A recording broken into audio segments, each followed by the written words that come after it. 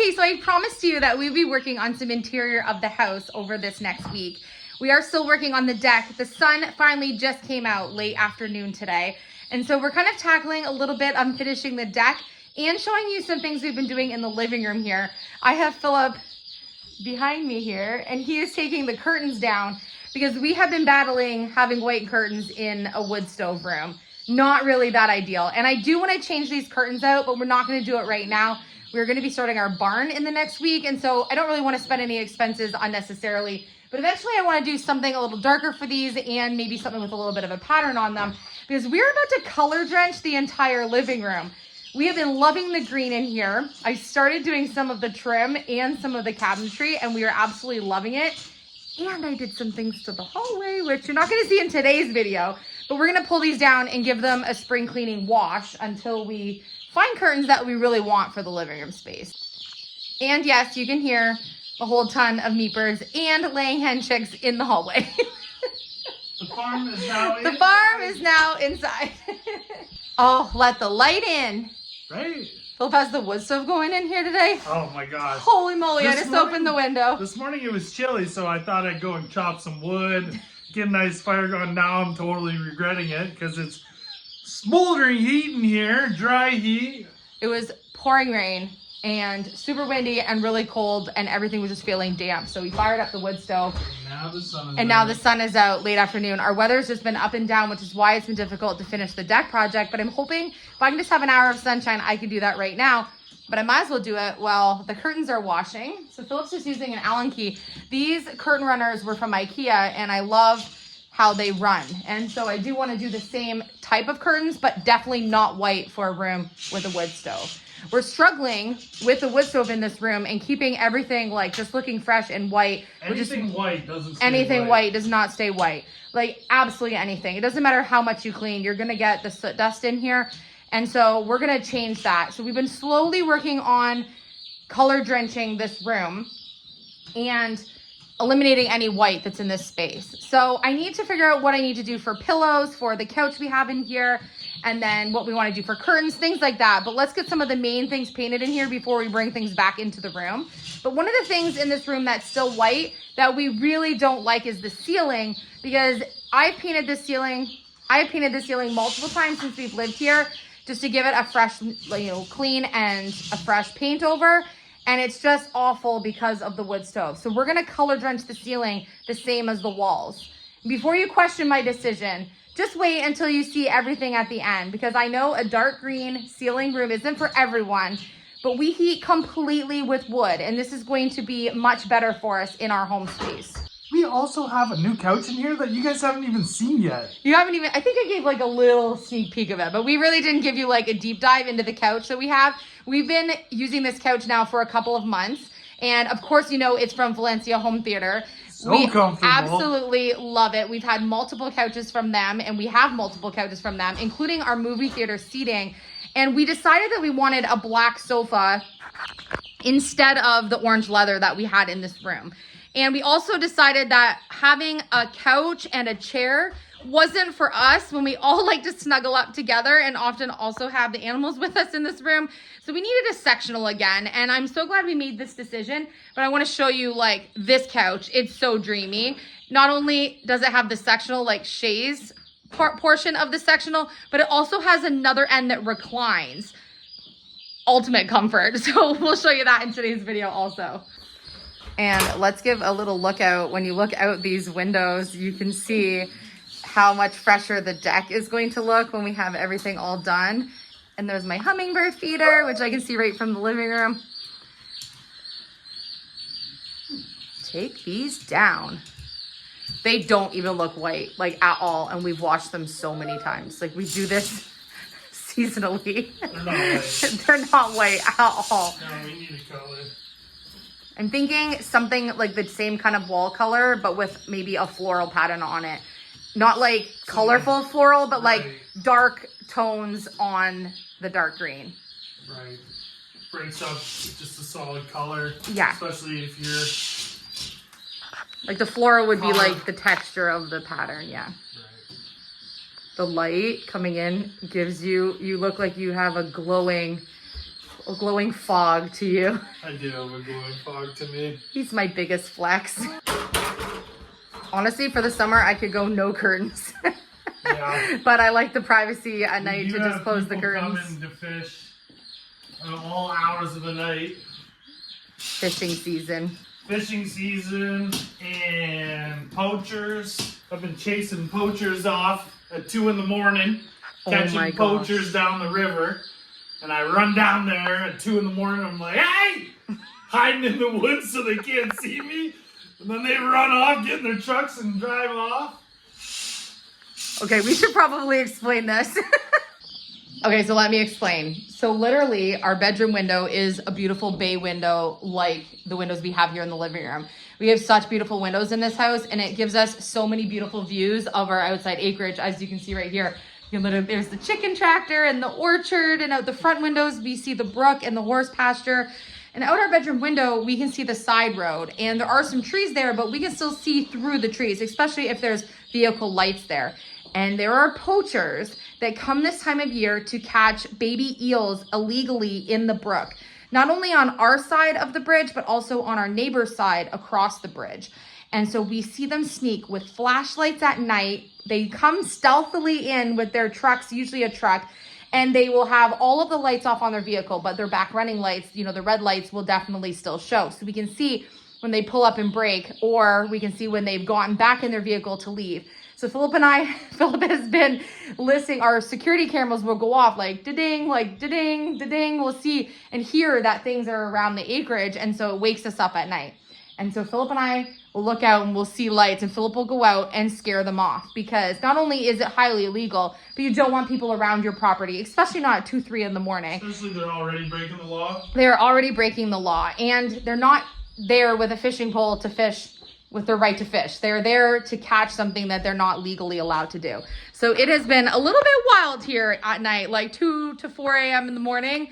A lot of nights throughout the week, we're actually scaring off people that are here poaching. Can you believe that? I'm almost guaranteed they'll be back, because they're relentless, and it's clearly how they're making some money, because they go for quite a bit of penny, these baby eels, is what I'm told. So I'm almost certain they'll be back. So next time, it's quite comical, me running out there in my britches at 2 in the morning, scaring them Rubber off. boots, britches? Yeah, yeah. So I'll film it next time they're here and see if I can get the altercation on camera. Typically, I'm not even awake. I just run out there like, oh, I'm getting these guys. Get out of here. And all of the times that I've chased them, they've ran. They haven't wanted altercation of any kind, and they go. They don't know who I am. They can't see me. I put on my low voice. I'm like, hey, get out of here. And then they scram. So Scary Phil. Yeah. So yeah. So poachers, if you're watching, you better stay out. And if you're not poaching and you're just trying to see the river at 2 a.m., what are you doing? Come in the daytime. There's bears. Bobcats and bears. Yeah, and snakes bobcats so and bears and running water. It's dangerous. It's kind of absurd, honestly, that we have that happening. Like, who else is doing that at 2, 3 in the morning? Just letting you know, there's no going back, because I will never paint over this white on a ceiling. Look ahead, the sea is calm, and I know we've been through a lot, but just wait. Wait for better days to come and carry us like wind in our sails. Hold on tight, I can smell the shore, it's right in front of us if we just hold on tight. This vision that I saw is getting closer every dawn. We are dreamers of the shore.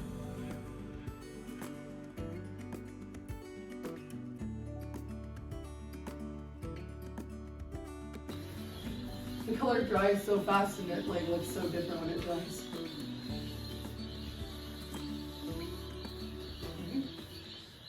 Okay, so far I'm loving the green ceiling. This paint is called Rainy Afternoon by Benjamin Moore. Lots of you have asked me what the color of the living room is, and honestly, it's become all of our 4 of us' favorite green. All 4 of us, we absolutely love this green. It is so earthy, but in the bright sunlight, it's so much color, it's so pigmented, but then it's just that like deep and moody look in the evening. It's absolutely everything that we wanted for the living room. It looks so good with the black wood stove in here and the black sofa.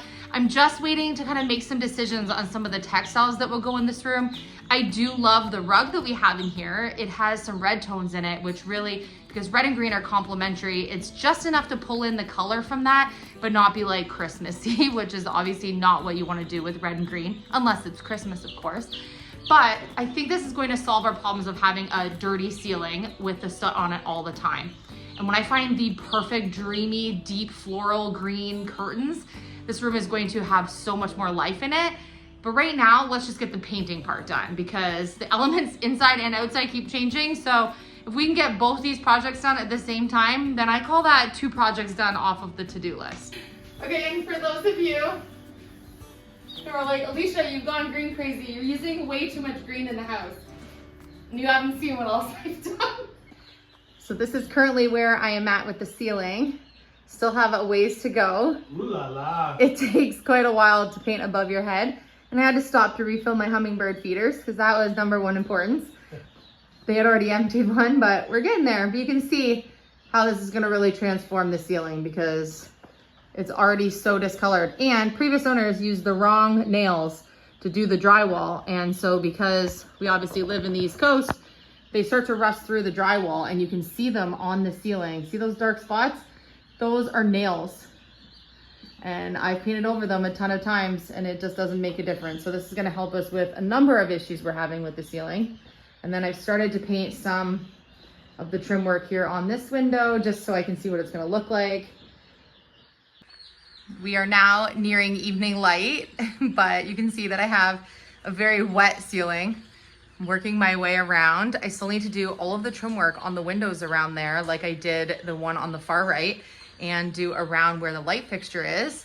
But first coat's on, always a good start to getting this done. I also have a vent up here that I need to do with the brush, but I want to take the vent down and make sure the vent's really clean before I go about that, because that also gets dusty with the wood stove. It's very hard to tell the actual true color of this green on camera, especially in the evening. But this color dries so much darker and it is absolutely beautiful. I'm excited to be able to actually style the room when we get to that part of this project. But I think that all in all, I'm really happy to do the ceiling with the green. I think that color drenching is not for everyone. I think if you have a super old house like this that has some imperfections in the ceiling, it's a really, really good option. We also have beautiful molding around the windows and along the bottom of the floor. There's still a little bit of white on the one side here, which I plan on doing tonight. But I think that that molding is gonna look so beautiful with the green paint on it. I've done some on the other side of the room and it's looking amazing. So I think it's just a nice way to just make this room a little more manageable with the wood stove, which is ultimately my goal. Do I want the room to look great? For sure, I want the room to aesthetically look nice. But do I want to clean the ceiling every week? Absolutely not. So I think this is just a really good happy medium to get this to kind of flow with what's happening with how we actually utilize our property. We heat with wood, and to be able to have a white ceiling and white curtains is just, it's a no-go. There's just no way we can maintain it that way. It's the way we want to maintain it anyways. And also, just like my decision to use some shiplap in the pantry room, those are what some people would consider trend design choices. And you know that I really don't care what the trends are. I want to do what I'm going to love in our home and what our family is going to enjoy. And so if color drenching is just a trend or a fad right now, I'm okay with that. I think for the long term, having the ceiling a color is going to be so much more efficient for us in this house. So trends, you can follow them if you want to, but I think ultimately you want to make the decisions that are best for you in your home. If you like the trends, do them at that time. It doesn't mean that when they go out of trend in a couple of months or even in a year that you need to make changes, but if you love it, you just keep it and you just roll with what else you want to add to that space. Maybe you want to, if you do want to follow some trends, maybe you do that with accessories or small textiles you put in the room. Easier things that are more cost effective to change out for seasons or as trends change. Painting, not everyone wants to repaint all the time. Am I overly concerned about it if in a couple years I decide to paint this a different color? No, I enjoy painting, as you can see from watching my channel. And I think we're gonna really like this. We've really figured out that we are green people, and the green in this room is just so homey and so warm, and so far we're loving it. Little late night check on Frida.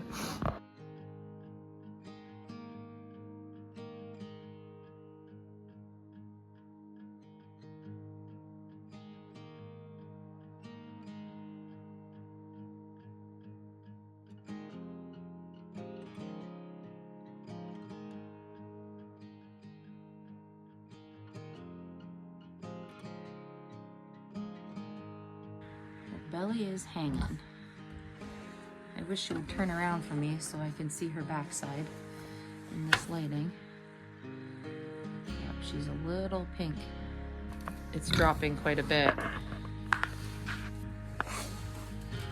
I'm so excited for you, Frida. You're gonna be a mama.